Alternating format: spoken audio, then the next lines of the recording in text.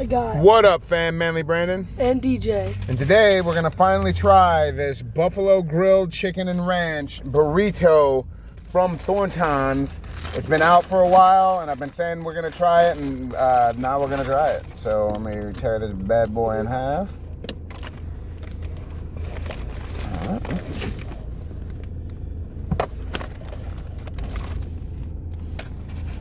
Looks very chicken and cheesy. Mm-hmm. All right, cheers.